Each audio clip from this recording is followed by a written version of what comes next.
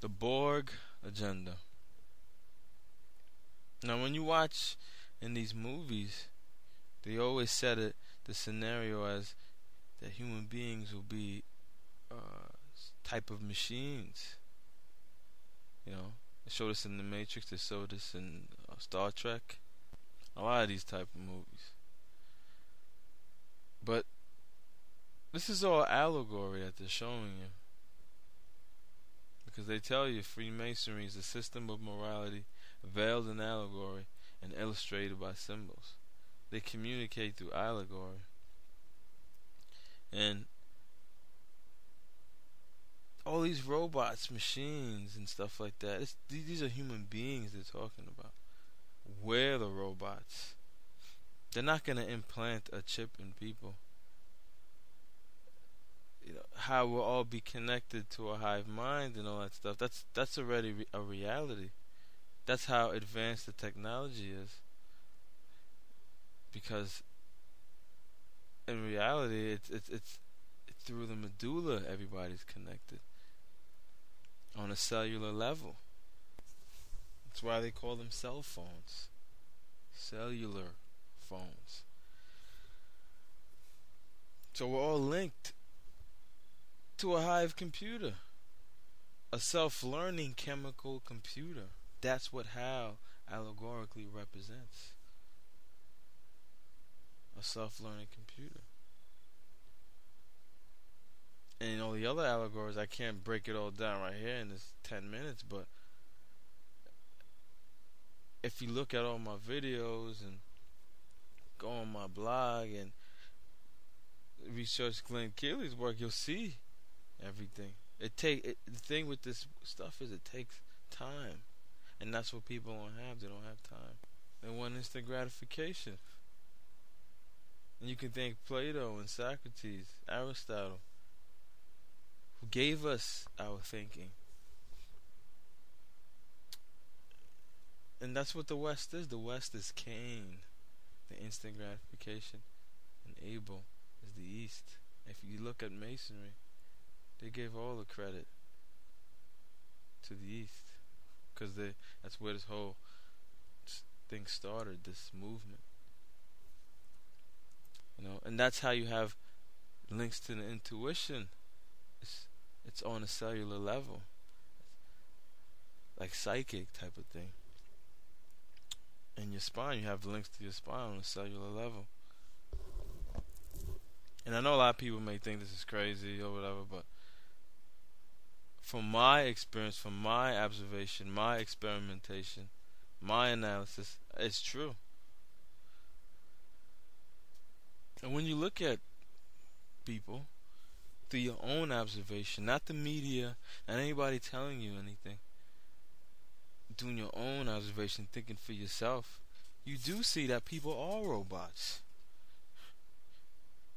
They're trained and programmed, like Skinner and Pavlov showed us. Social engineering.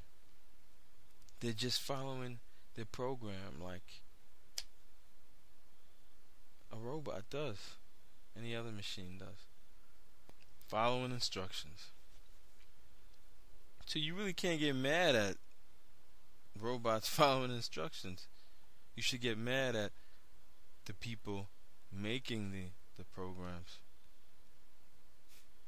for the people to follow. You know, that's how you truly wake up. You know, it's by realizing that you're a robot and making a conscious decision not to be a robot. The BORG agenda, or original B, like Alan Watts said. He was right about that. But what he doesn't do, he doesn't expound on things. If you look at B, the letter B, the character in the English language, it's a 13, it's a 1 and a 3 combined together. It's a 3 and 1, or 3 and around 1. It's the perfect slave. My mind to your mind. My thoughts to your thoughts. Yes, Her memory patterns within the collective were well hidden. I know what you know. Its name was V'ger. A probe, human in origin. It fell into a black hole where space and even time are bent. Through whatever providence, this machine survived. Living machines found the probe, found it, and altered it, its programming a mystery to them. They interpreted it as best they could, returned to the Creator. But it could find nothing, no others like it, and none that could have created it. In that moment, the probe decided all carbon-based life was an infestation of the Creator's universe. Assimilation.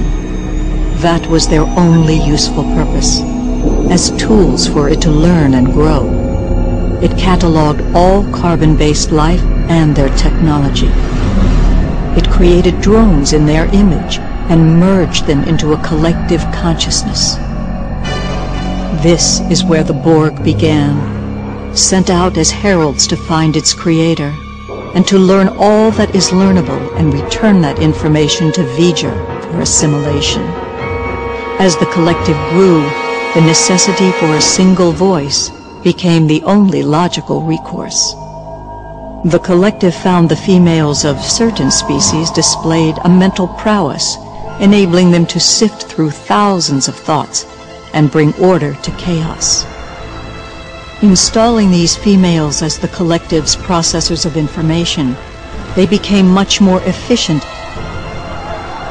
With thoughts and desires of her own, she was no longer bound to serve V'ger, but the destruction of the Queen put a limit on the life of the collective. With its size and power unregulated, it would become chaos. Now, Vulcan patience will prevail. At the proper time, I can seize control of the collective and turn them into an instrument of logic and order. When they are at their weakest, I will take the place of the Queen.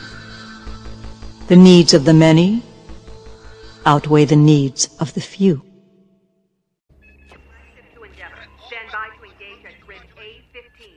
Defiant and Bozeman, fall back to mobile position 1. Acknowledged. We have an invisible range. A BORG cube on course 0, Mark 215. Speed warp 9. We are the BORG. Lower your shields and surrender your ships.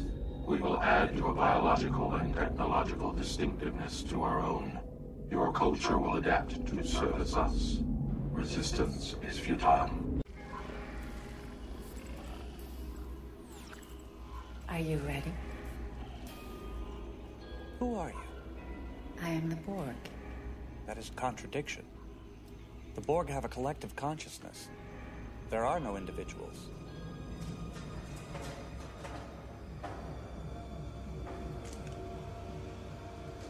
I am the beginning, the end, the one who is many.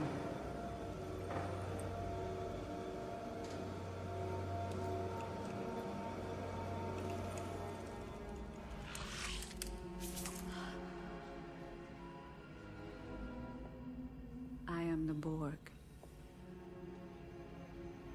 Greetings. I am curious. Do you control the BORG collective? You imply a disparity where none exists. I am the collective. Perhaps I should rephrase the question. I wish to understand the organizational relationships. Are you their leader? I bring order to chaos. An interesting, if cryptic, response. You are in chaos, Data. You are the contradiction, a machine who wishes to be human. Since you seem to know so much about me, you must be aware that I am programmed to evolve, to better myself. We too are on a quest to better ourselves, evolving toward a state of perfection. Forgive me, but the BORG do not evolve. They conquer. By assimilating other beings into our collective, We're bringing them closer to perfection. Somehow, I question your motives.